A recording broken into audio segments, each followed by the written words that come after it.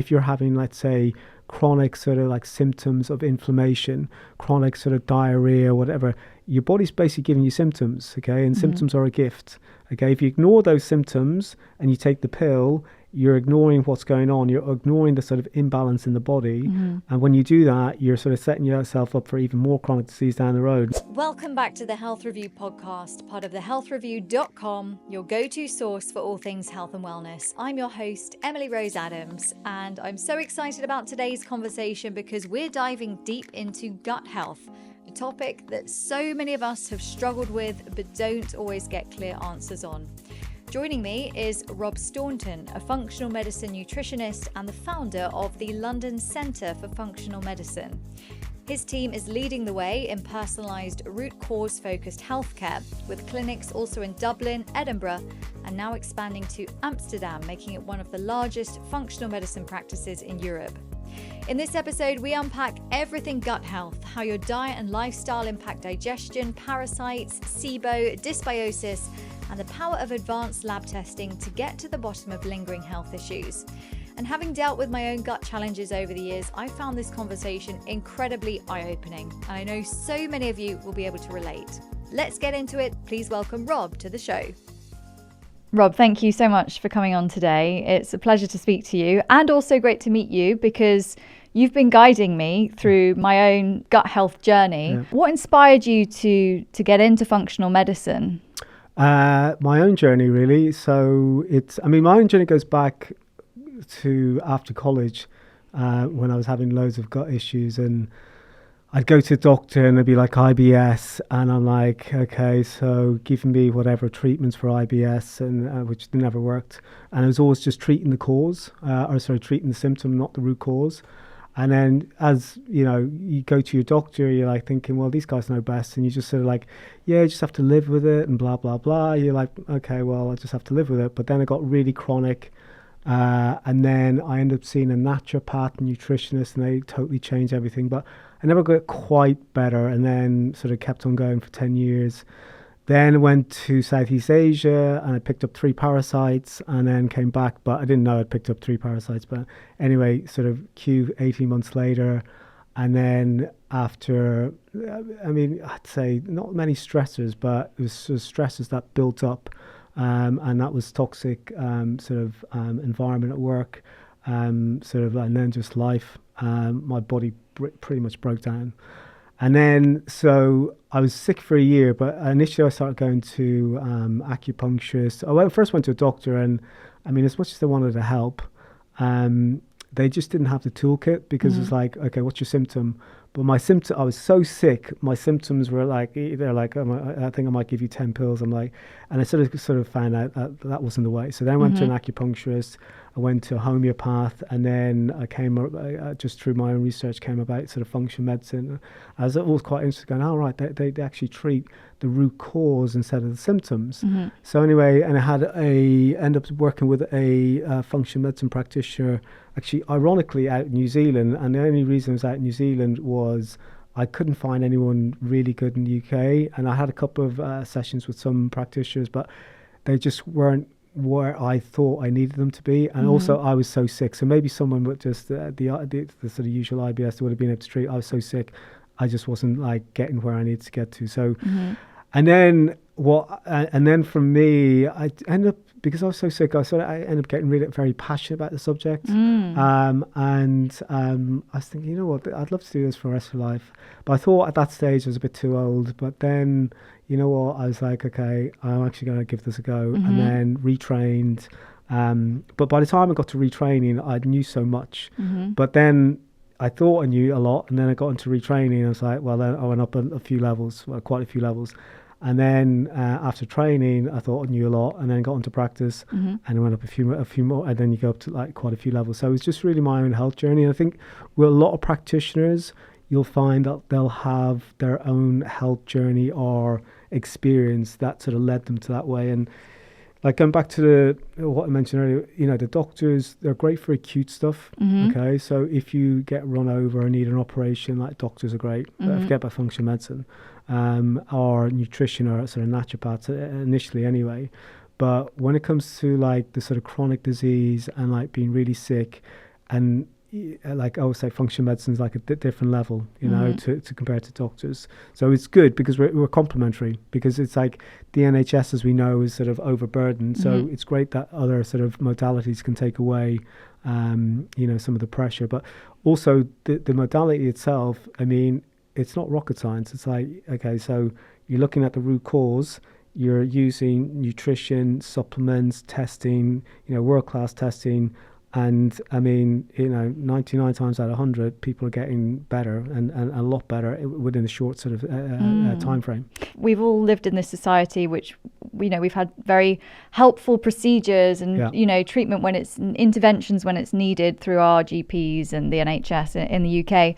But I think for a lot of people, like, they can live in this state of just being so unwell or having underlying issues with their gut, and they just wouldn't think that, you know, this is a route to kind of getting better and fixing the root cause, as you said, which I guess is the fundamentals about functional medicine. It's about finding the root cause, fixing it. But I'm curious to know sort of what conditions can be eliminated through functional medicine. Is it like most health conditions, or are there specific ones where it's most beneficial? I'd say most, but, you know, let's say if I take calls, let's say I take 50 calls a week, I'd say I can probably help 47, 48 of them. Okay. So, but we're talking sort of, I mean, it's anything from cancer, autoimmune, chronic fatigue, digestive, women's health, men's health. The only sort of place where I say, look, this isn't right, is where it needs sort of like sort of either A&E, acute sort of care in terms of antibiotics. And although antibiotics aren't great, but they have their place, okay, and they can be life-saving. And then, and obviously operations, but everything else with a sort of can be generally helped, okay. But you also have to sort of see what's happening to that individual, and if it's sometimes.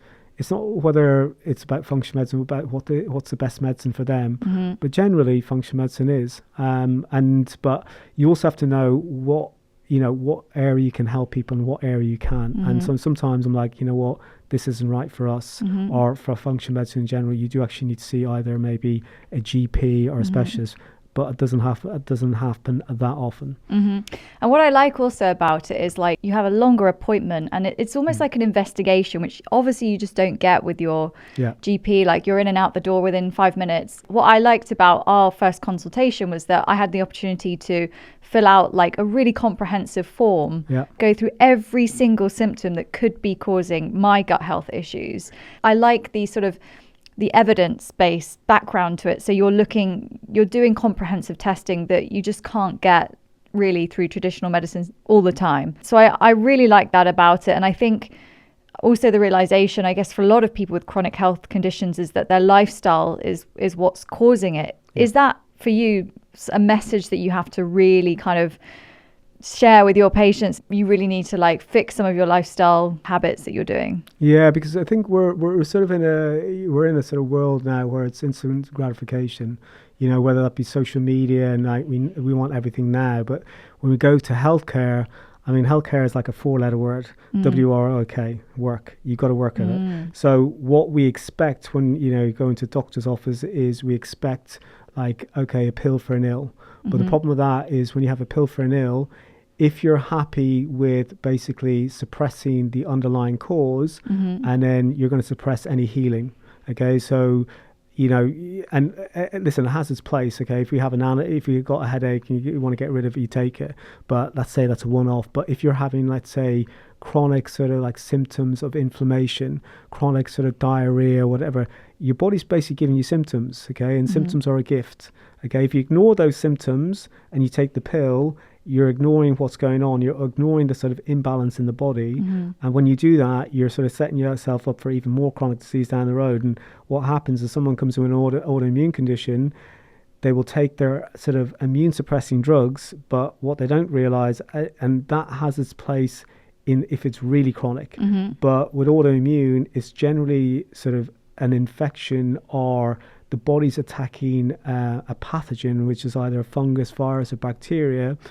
And you have to sort of find out what that is. But if you suppress the sort of like the body and its ability to sort of like fight that infection, you won't just have one autoimmune, you'll have another autoimmune. Okay, so when we get back to the sort of, the pill for an ill, yeah, fine, but you also have to look at your lifestyle as well.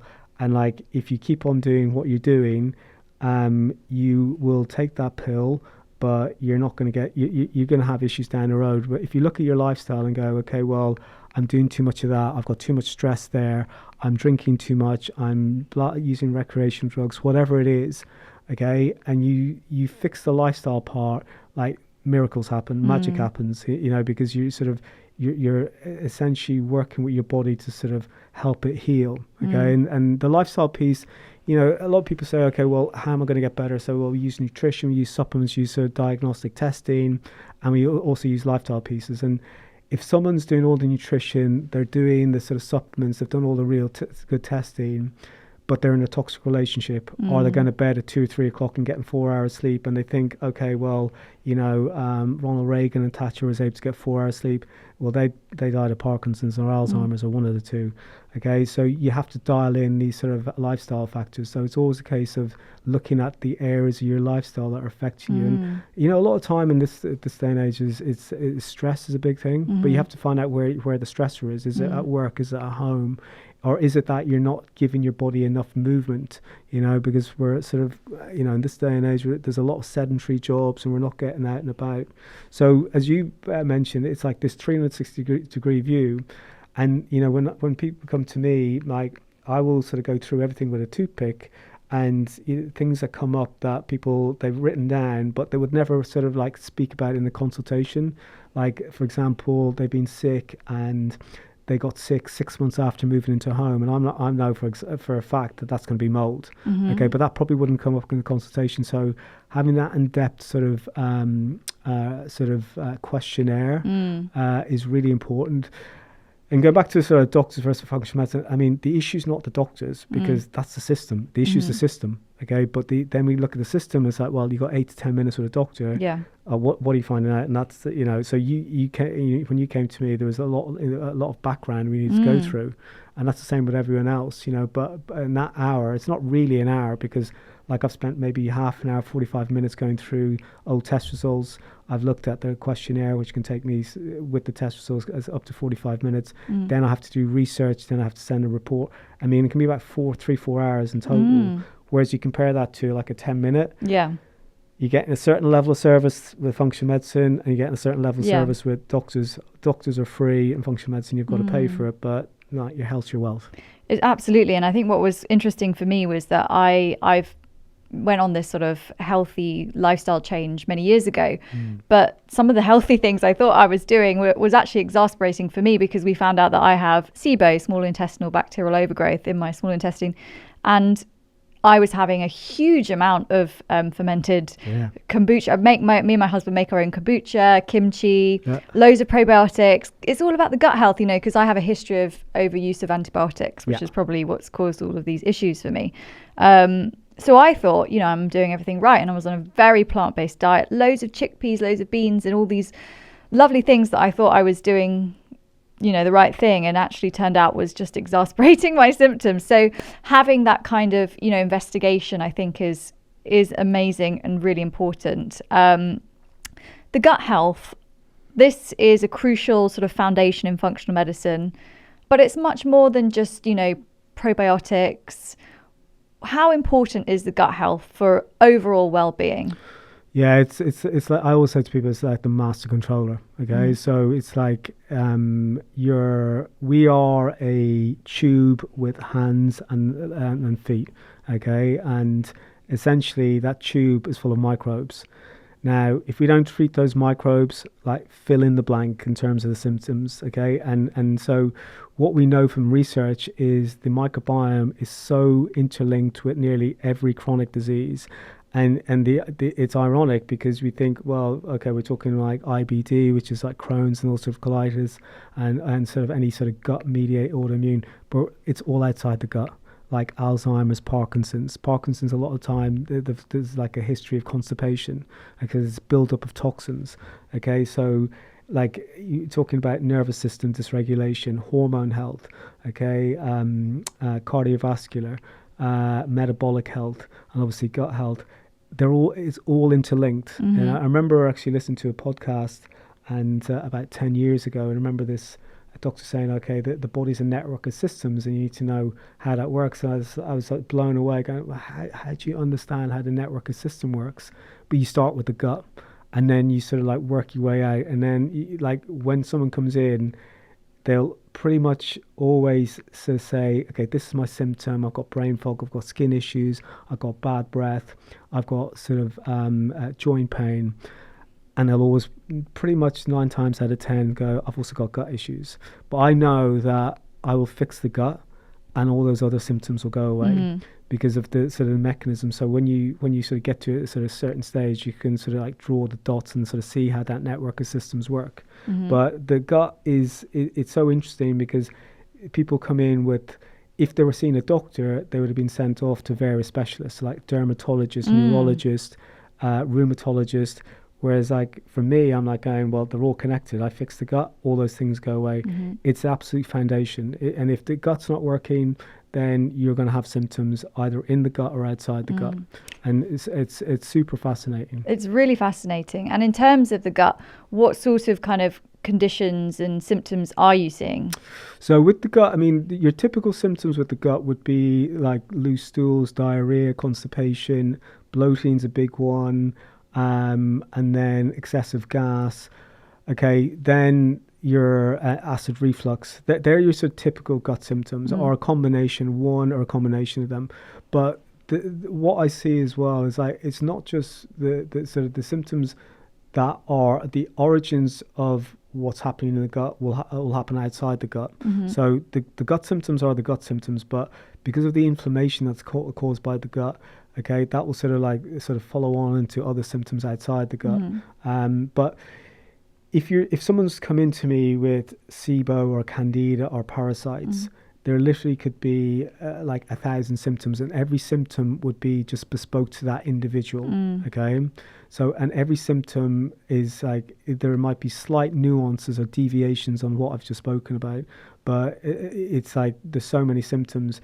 But the thing that I see the most is like the symptoms that are outside the gut that are related to the gut.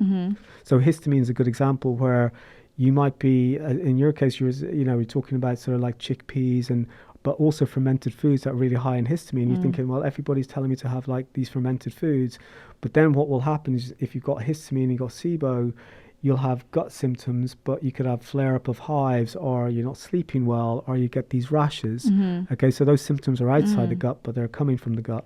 And it just to clarify, with histamine intolerance issues, that's for people who perhaps aren't producing the correct like enzymes in their stomach, which help you break down foods like dark chocolate. I was eating dark chocolate so much, the kombucha, and I was so flared up, like itchy eyes, feeling really fatigued, bloated, and just couldn't understand what I was doing wrong. You think these health foods, antioxidants in your dark chocolate, which for some people absolutely, but for me, I couldn't break down the histamine. That's it. And there's an enzyme called the DAO enzyme. So if that DAO enzyme isn't working, okay, your ability to break down histamine is going to be compromised. But okay, so you give the DAO enzyme. So that's sort of like a sort of band-aid, for want of a better word, in sort of naturopathic medicine. But like in functional medicine, it's always the question why. Why is this person? Why can't this person? Why is the DAO enzyme working? And that's where you go, okay, well, if the DAO enzyme's not working, chances are there's going to be inflammation in the gut. Then you're going, okay, well, the DAO enzyme's in the small intestine, so chances are there's going to be small intestinal bowel overgrowth, and then we'll test for small intestinal bowel overgrowth, and hey presto, we find the issue. Okay, so you always have to look at not just the symptom, but what's causing the symptom. And it's like when you sort of like thinking about it on a sort of, it's like a bit of an onion. You peel back the onion, you go, okay, this is a symptom, but what would cause that end symptom to be like that? And I guess with the gut, like, is it something that, you can fix quickly? Is it like a long process? I'm actually asking out my own curiosity because I'm sort of midway through this protocol, and it's hard.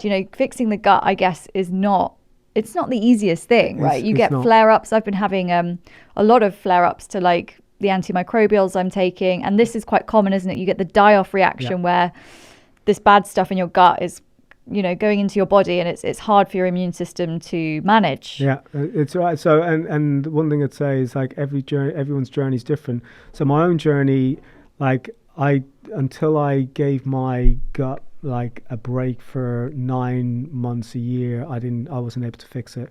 But everybody's slightly different, and like it's trying to get that sweet spot. So some people, as I said to you before, react really well to sort of antimicrobials. But if you're sensitive, you got to like go slow, okay? And so you have to, because if there is die-off, these sort of like what's called endotoxins get released into the system.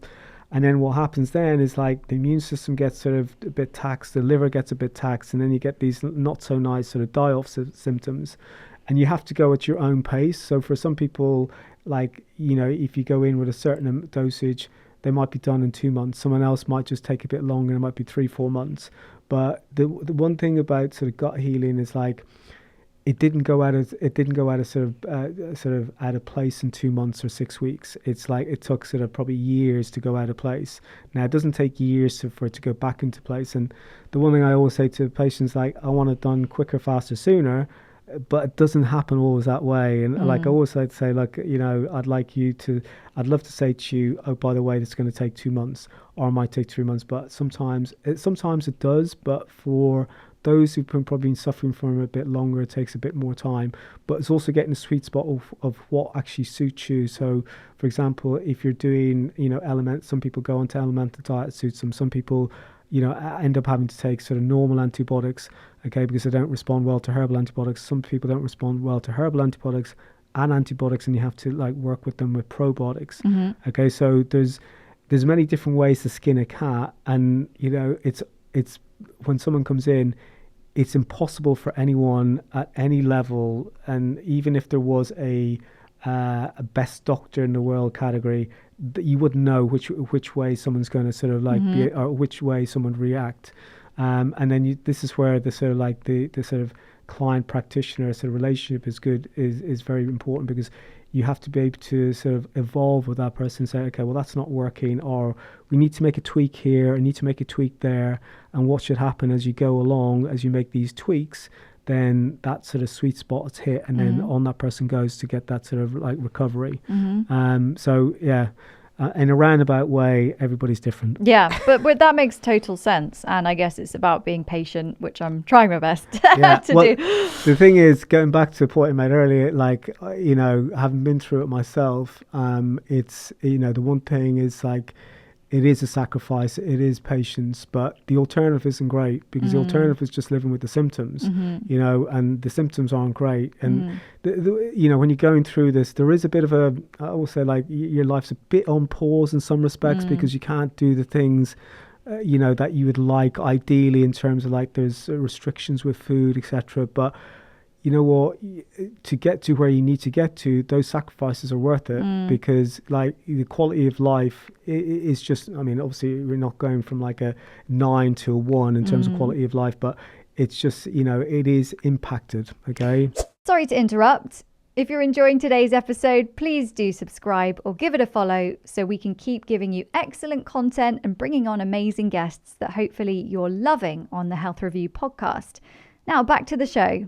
For you though, your lifestyle, like how has it changed for you? Because I'm guessing, like, for a lot of people, they've been through a long time of having an issue. Yeah. They've come to see you, so they've already been. I mean, I know for myself, I was altering my diet a lot and trying different things, and then it's like one last push is how it feels. Like, you know, push through this, and then hopefully you'll get to the other end. Which I'm guessing for you, you've been at the other end for a long time. Yeah. Do you feel like you can be a bit more relaxed in terms of, you know, if you want to go and you're away and you want to have a drink, you want to drink alcohol, or you want to kind of sometimes have an unhealthy day? I think when people are going through this kind of gut treatment, you feel like you'll never be able to enjoy these things again. Yeah, no, it's completely the opposite for me. I always say, like you will be able to drink and you will be able to have like your chocolate cake, but I would say, like, just pick your battles. Okay, so going away on holiday, it's like I can go away on holiday, but you know, I'm not going to go mad for 5 days. But you know, when you get the gut better, you're sort of like, you're still going to be a bit sensitive, okay, until things sort of like, you know, it just takes time for everything just to fall into place. But people come to me and say, "Oh, I won't be able to do this again." It's and pretty much everyone can do what they want to do again, but within reason. Because if you put the reason that's you've gotten a mess in the first place, is there's sometimes a bit of bad luck. You've been given antibiotics unneededly by your doctor, okay, for whatever reason, or you've had to take of antibiotics because you had to, like there was a UTI or is there something else, and there's not getting away with it. And that's just a bit unlucky because that's going to affect the microbiome. But we don't do a good enough job in the country here where we're like, you take the antibiotic, but take probiotics, and not just for like 2 weeks, for like 2 months, okay? And that's just general advice. We could all be given, that should be like a standard, okay? But going back to the point of like, can I get back to normal? I would say yes, but like, it's more a case of like picking your battles. So for me, like, you know, I don't want to go back to my old lifestyle. No. But, you know, so I can enjoy whatever I want to enjoy within reason. But I know if I push myself, I'm going to have issues. Yeah. And like for me, even like I think I know every trick in the book, but even for me, I've still got a bit of a gluten sensitivity, which means that like I'm fine for 2 days if I eat gluten 2-3 days in a row, but the 4th and 5th day, I'm going to know about it. So I've just got to be sort of a bit mindful. But it's not a bad thing because, you know, you're sort of constantly looking at sort of ways to, you know, sort of to maximize your health, you know, but you were doing all these really good things. And like, you sort of look at, you know, you might go to a doctor going, well, you're doing all these good things. What's wrong with you? It's IBS. But like for you, that's not, there was a lot more things at play. Okay. So it's, and like you mentioned the dark chocolate, like when it comes to a perfect diet, like there's no perfect diet because everybody's so different.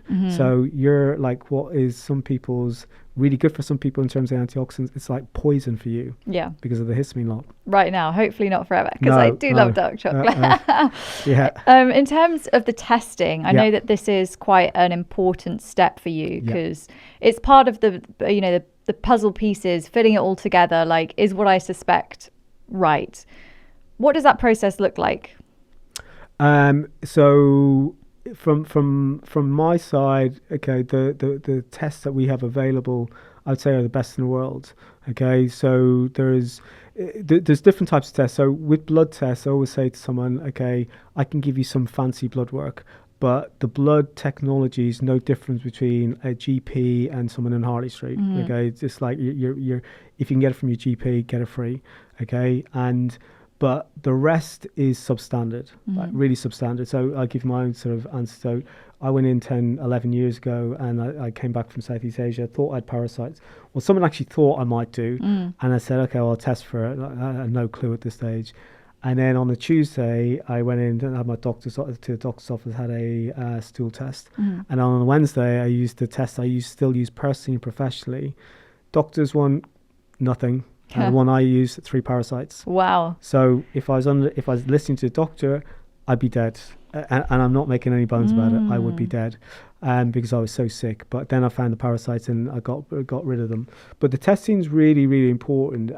But you also have to look at the testing in context, because if it walks like a duck, quacks like a duck, it is a duck. I don't need a test. But a lot of the time you're validating it for your own hypothesis. But I don't want to like run a program with you or anyone else and go, okay, I'm going to give you these antimicrobials, I'm going to give you these probiotics, they're going to cost a bit of money based on my hypothesis. The testing is really good. And these tests, like the stool test, your organic acids test, which are so invaluable to a clinician, like they've got to go to America, okay, because there's the quality of the technology over there. So it's a big part of my clinic and clinic work and as a clinician.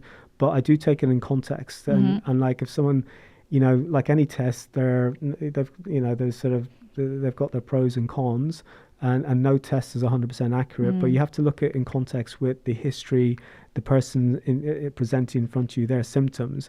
So if someone comes in, and it probably wouldn't happen, but if they've got no symptoms and you stool test, well, I mean, why would I be doing one? But let's just say, for example, they've got no symptoms, you do a stool test and you find out they had 2 parasites. You're like, well, I could give them antibiotics here because this is what the stool test saying. But you go, well, you know, and I actually do see this a lot. Well, I know that parasite can live in symbiosis.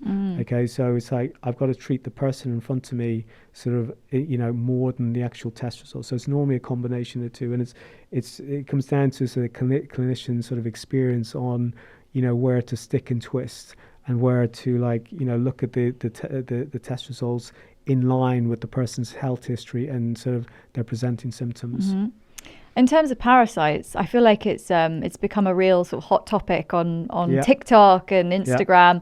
People are doing all these parasite cleanses with various different hosts. So Absolute nonsense. What is the way to get rid of parasites? So first of all, I do stool testing every single day, and it's interesting. So you got a bit of IBS, and then someone on TikTok or Instagram will go, okay, they'll sort of give you the marketing 101.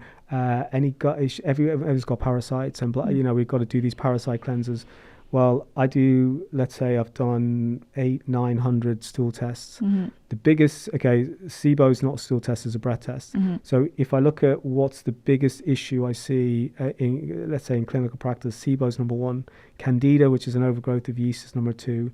Then basically what we call dysbiosis, which is imbalances in the gut microbiome, which means not enough of the good guys and too much of the bad guys. Then parasites. So parasites would be maybe 10, 12%. So, and what people will do is they'll go on to TikTok and go, I've done this parasite cleanse and I feel so much better, because they were having IBS symptoms. But what they don't realize is those herbs will also get rid of the bad bacteria and also get rid of the bad fungus. Okay, so, and they're basically putting in a cleanse, and they've done a cleanse as well. And let's say that's 30, 40 days, which means they'll have no sugar, no crap, and no sort of like booze. So it's a combination of like lifestyle that they've changed that they didn't realize that was going to have an impact, as well as like the herbs, which are, although anti-parasitic, they're also antifungal, antibacterial. And they suddenly go, I've done a parasite cleanse, I'm fine. And then I go tell everyone else on TikTok, and then everything will begin. But the parasite thing, and I got sort of lulled into it. And ironically for me, I did actually have parasites, but it's not a big an issue or anywhere close to being an issue as people think, because the testing we do is like, I think there's like 80, 90 biomarkers, and it's like all the major parasites. When you do have a parasite, like that is an issue, but we're talking like, I would say 10, 12%. Okay, so you got unlucky to have 3, but I guess it was the part of the world that you were traveling in. Southeast Asia. My gut wasn't great when I went out there, and everyone else who went on that holiday probably was fine, but and we're coming back to sort of like the root cause. But let's say, I knew then from what I know now, is I didn't have enough stomach acid. So when you take in something from like food or water, your stomach acid is the first barrier, and that should nuke anything. So when you're being in these far-flung places, amazing places, not I'm going to go back there, but amazing places, but like if you're prone to gut issues, there is more of a chance of picking up these parasites out there, because they tend to like the hotter climates. Not that you can't get them, not that you can't get them in Europe, but they're just more prevalent there. Also, the sanitation and health, the sort of sanitation and sort of safety or health safety standards are like nothing compared to UK. So we complain about the UK, but you know what? Our sort of food health safety is one of the best in the world. So many people come back from that part of the world with gut issues, which you can stick around with and have for years and not know. Years. And what will happen is you'll just have you'll go to doctor, and they'll just say you've got IBS, because they won't, if they do test, they won't find, like in my case, and then B, they're like, well, okay, you got this bloating gas, so like here's your fiber gel, your antispasmodic. You might reduce symptoms by 20, 30%. And then after like 6 months, a year, 18 months, you get used to the symptoms and you're just thinking, okay, this is just me. But then I meet people like 5, 10, 15, 20, 25 years. And then you end up testing, find out what's going on. You get them better. And they're like, oh my God, I can't believe I've been dealing with this for so long. I've seen ex-consultants, ex-doctors and blah, blah, blah. And none of them had the foresight just to do the testing that we've done, basically, and that you did. So it's actually quite sad, but it is what it is. Yeah. We can't can't go back on it, but there is another alternative. Yeah, and you brought up the stomach acid. Yeah. If you go to a traditional doctor, you'll get something to take for that to calm down the stomach acid. So like, I think when people think of stomach acid, they think you either produce too much or you're normal. But I mean, I hadn't heard of it until recently that perhaps, I could be, or other people, producing not enough. Well, this is it. So I think one of the biggest rues I see, and I'm not going to get into the conspiracy theories, but you go into any doctor's office with like symptoms of high stomach acid, you're walking out with a PPI or an antacid. What is a PPI? So proton pump inhibitor, which means that it's sort of reducing the stomach the stomach acid output. The irony is, I would say, and it's not just me, but like leading gastroenterologists who aren't even functional medicine, like normal gastroenterologists, they will say 70% is too little acid, 20% is too much acid, and 10% is neither too little or too much. What the issue there is, you go in with symptoms of too much stomach acid, and the issue is too little stomach acid. You get something to reduce the stomach acid even further. And then you're going to come out in 6-12 months and you will have SIBO or something else, because what's happening is if you don't have enough stomach acid, you're not going to break down the foods. If you don't break down the foods, that's when fermentation happens. And when fermentation happens, you get too much bacteria and too much candida, and you get SIBO, SIFO, and that's all because of your symptom being too little stomach acid. And it's just like, okay, symptoms of high stomach acid, here's your PPI, see how you are in 2-3 months, but then you're let out into the wild, and like you could be there 2-3 years later still taking like omeprazole or whatever they're giving you. And it's that for me is probably the biggest issue I see in modern day digestive health, the amount of antacids and sort of PPIs. And like in America as well, I think it's the most popular, not most popular, the most common ad, because it's just like the amount of money they can make. And don't get me wrong, it's great for those people who've got too much stomach acid, but they are the sort of like minority. And and then the question is, right, okay, you've got too much stomach acid. Well, what's causing that too much stomach acid? Have you got H. pylori, which is a bacteria? Have you got candida, which is a fungus releasing, or SIBO, okay, which is releasing all these bad acids coming up, okay? Or is it that you just got gastritis, which means you got various different sort of like investigations, either breath testing, stool testing, or urinary organic acids testing, and all you get is like a PPI and off you go. And that's where you're treating the symptom, but the root cause needs further investigation. And that's probably a very good difference between like what a doctor does and, people come into me and like, take your stomach acid like as a, while we work on everything else, because you keep on taking that and you will have like issues going down the road. Yeah, it's almost like we have to unlearn some of these traditions that have carried through for a long time. I guess it just reinforces the need to go and see someone like yourself. In terms of if someone is suspecting they might have some dysbiosis or something going on in their gut and they haven't yet made it to see someone like yourself for an appointment, are there any specific foods or diets, or is it just purely it's got to be like so individualized? It's got to be so individualized, and you're probably the best example of that, because you're doing everything that you heard was right. Okay, and a lot of people, come in and like, I'm eating fermented foods and I'm blowing up and blah, blah, blah. And like, this is where it's like, there's no right diet. It's what's right for you. And even with myself, okay, I'll give you myself, for example, like oats are very anti-inflammatory. We see this in the literature, okay? But oats for me just don't work. Even if I soak them overnight, I'll probably get away with, let's say, on a weekday, Monday, Tuesday. And they're just a very easy go-to sort of breakfast. But if I soak them overnight, I might be on Monday, Tuesday, but then I might feel a bit of inflammation Wednesday, Thursday. But if I look at the literature, very anti-inflammatory, okay? Whereas if I make that overnight, okay, let's say chia seed pudding, where we've actually soaked the chia seeds, that's a whole different ball game for me.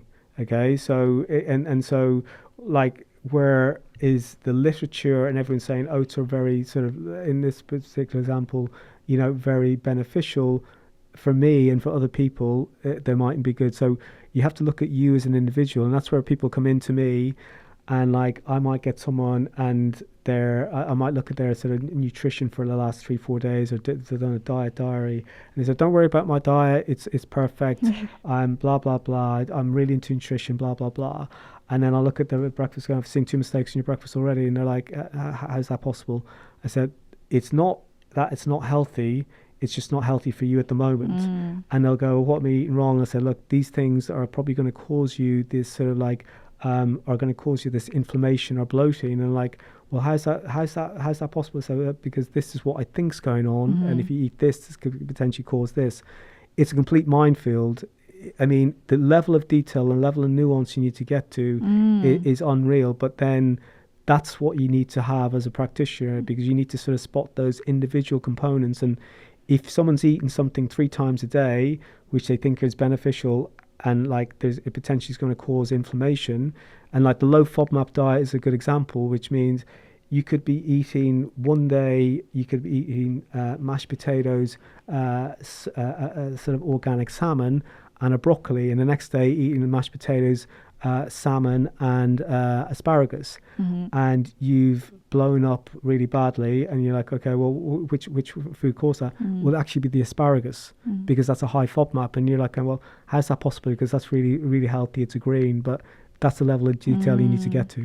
It's quite overwhelming, you know, especially when you're not an expert and you're just doing this, or you're new to it, and it feels like you almost have to project manage, you know, your lifestyle and diet. But once you work out what your trigger foods are and hopefully improve your gut health, it will get easier. 100%, because like the way we have to look at it is going, okay, what's happened with the gut? Okay, if we're talking about trigger foods, it's like generally there's like a leaky gut. Okay, so a leaky gut is like you've got this tight junction. Okay, but when the gut's all leaky and you've got an infection or inflammation, that tight junction opens. Okay, so then these foods can get through into the system, causing an immune reaction. So when you get rid of the infection, inflammation, that tight junction closes. And what happens then is those foods that were a trigger, okay, shouldn't be a trigger. And this is where we're getting into the sort of realms of like, you know, going through the journey, like getting rid of the triggers, getting rid of the inflammation, getting rid of the infection, and that sort of gut will close up. You know, and that's where we want to get people there, as I said, quicker, sooner, faster. But it's never as quick as soon as faster as any practitioner would like. You know. So I guess that is the long-term part of it. So you're getting rid of the initial issue, trying to maybe, if you've got the bad bacteria or you're the dysbiosis, you getting rid of that, and then the longer term is, right, how do we actually fix the gut so that it doesn't just happen again? So you're looking to sort of repair, re-inoculate, rebalance, okay, and that's where you're bringing in your sort of like, you know, once your gut's in a position to sort of like be able to tolerate the high histamine foods. So in functional medicine, there's a methodology. It's like find out what's going on first, which is the testing, and then it's remove the bad bacteria, dysbiosis, okay, and then replace the digestive enzymes, re-inoculate, repair, rebalance, okay. And so when people think they've got rid of the infection, I'm like, right, that's stage 1. The next is you got your prebiotics, polyphenols, probiotics, and then just looking at the lifestyle, like don't do what you were doing before. Okay, with some people, you know, as I said, there was a bit of bad luck, and it's like you weren't really doing anything that bad before, but you may have been like there might have been some stress. But this is where you like have to look at like, you know, your sort of your diet and your sort of what you do on a daily basis, you know, and sort of bringing in those foods that are going to heal the gut. In terms, I guess, your day-to-day job, it must be quite rewarding seeing that process, guiding people to a point where they heal their gut, they're in a much better place. What are some of those kind of success stories that you've seen that have been really amazing for you? Yeah, I mean, you know, there's been quite a lot. And I think that the main thing for me is like a lot of people not knowing there was something out there that was sort of that could help them. And I think a lot of the time, you know, as I say, we grow up just going to doctors, and like as GPs, they're very good at certain things, but gut health isn't one of them. And like, you know what, I don't say that in a disparaging way, because I always say, well, you know what, if you want to go get acute A&E or, you know, if you had an operation, they're very good. But the thing is, when you work with someone, gut health's one thing, but when you help someone heal, getting them back into remission. I remember a guy came to me, it was about 3-4 months ago. He had been ulcerative colitis, been bleeding every day. Within 6 weeks, we got him to remission. He's still in remission, and he couldn't quite believe it because he had actually heavy metals. He had a virus. He had lots of fungus, and he had 2 parasites. Okay, so that's what his body was dealing with. So when you get rid of that, like you remove whatever's going on in the body and balance the body, you see magic every single day. And I remember a young kid. He had ADHD and is on the autism spectrum, and his mom was crying to me. Like they don't have a life because they put the kid down at 8 and he doesn't go to sleep till 12:30. And then 6 weeks later, after he'd done the testing, and the dad wasn't there, but the dad said, can you just thank Rob for getting her life back? Because then the kid went down at 8 and he was going to sleep by 8:30. And all we'd done was just remove the bad stuff. And he had parasites and he had a deficiency in vitamin B12, and there was a few other things I can't remember, but so all we're doing is like it's so logical. Remove the bad stuff, bring in the good stuff, and the body will heal. Yeah. Okay. And you've also got to be in the right environment. Okay. So some people will come in, and the other thing I see that I've helped a lot of people is with mold, because mold's it's endemic and it's such a massive issue in England and Ireland. And the amount of people I've moved into this apartment, I find that out later, but they can never join the dots. But mold is an area where people's lives get ruined. Chronic fatigue, the 1,000 symptoms, and then when you get rid of the mold, like by testing, okay, their lives turn around. Okay, and we're going from people who are like athletes who were doing 7 days a week, who can't even do 20 minutes. Okay, and then getting them back from like not being able to do that to getting them back to full fitness. So it's really rewarding. I mean, it's quite challenging because if you think about sales, it's a results-driven business. Yeah. Okay, and then you've got pressure, but this isn't sales, but it is results-driven. But you got you got to work with someone to there's lots of twists and turns. And it's not a case of like a lot of time in between sort of appointments, there might be a few emails, and a lot of time all you're doing is like tweaking things.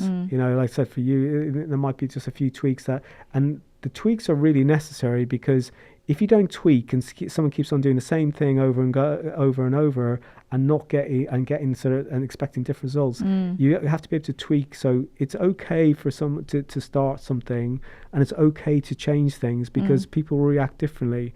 And you have to try different things to get to that place where you're going, right, okay, this works, this supplement works, this nutrition works, this lifestyle works. Yeah, it's a journey. It is.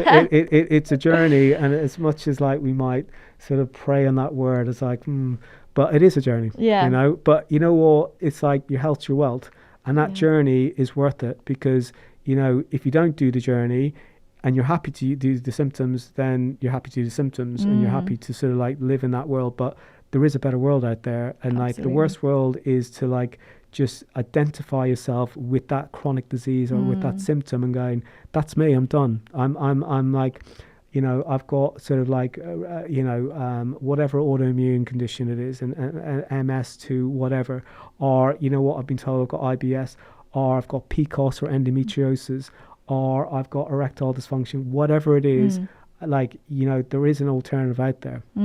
That's really a really strong message to end on. I feel like I could talk to you all day. It's just so fascinating, and hopefully everyone listening has felt inspired as much as I have. For people who might be wanting to start this journey, having symptoms, feeling not their best, where can they find you? You've got clinics all over the place now. I mean, there's clinics in Dublin and Edinburgh, one to open in Amsterdam, but the main clinic is the London Centre for Functional Medicine on Harley Street. So that's where I mainly practice out of. So there's a Facebook page, but just the londoncfm.co.uk is the website address. But yeah, thank you. It's a very interesting conversation, actually. Fascinating. I think there should be more of these conversations. in the country, because there's a lot of people suffering out there where they don't needlessly, and in a very different variety of conditions. Mm-hmm. And I think also, I just wanted to add that on your website, you've got some really interesting blog posts. So if anyone wants to start this journey, they should check out your website and sort of have a read of the content. But thank you so much. It's been a pleasure. And thank you for helping me as well. Well, thank you. It's been a pleasure too.